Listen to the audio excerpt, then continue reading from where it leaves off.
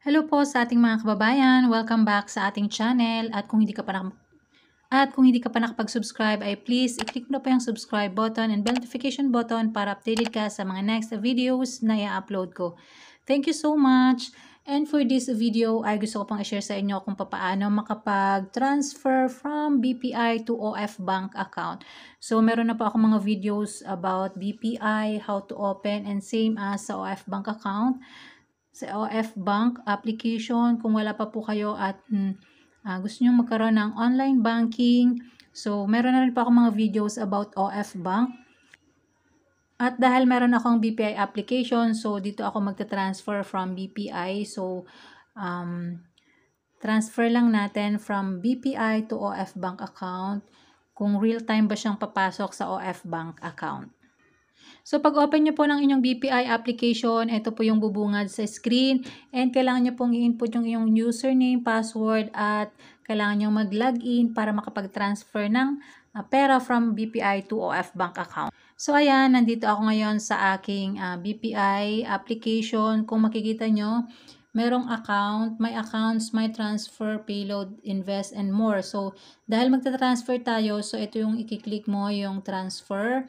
And then, basahin mo lang dito yung to another bank account kasi OF Bank nga yung ating pagtatransferan. So, i-click lang natin yung to another bank. And ganito po yung lalabas dyan. So, i-click nyo lang yung transfer from and piliin nyo yung account ng inyong BPI na pagmumula ng fund. And yung transfer to, i-click mo yan. So, pag-click mo nun, ganito yung lalabas. So, ang pipiliin po natin dyan doon sa bank ay Land Bank or OF Bank. So, ayan. So, i-input nyo lang yung account number ng inyong OF Bank or Land Bank. So, in this video ay OF Bank account number. So, OF Bank account number yung ilalagay dito and then yung account name. And once ma-fill upan yan, i-click mo lang yung continue sa baba. And, ayan. So, tinakpan ko lang po yung mga personal details. And then, kailangan yung i-input dito yung amount.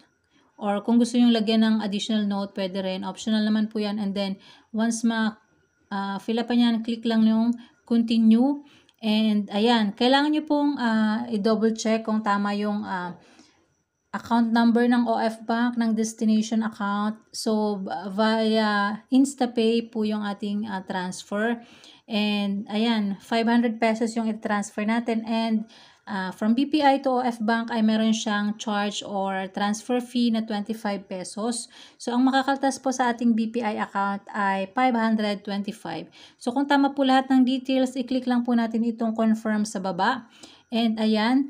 So, kailangan nyo pong i-input yung inyong mobile key or yung 6-digit PIN ng inyong BPI para mag-proceed yung inyong transfer to OF Bank account. So, once ma-enter yan, ay, ayan, successful na yung inyong transfer. So, makikita dito yung kung anong oras at kung ano yung confirmation number. So, tinakpan ko lang yung dulo and yung ibang details. So, ayan.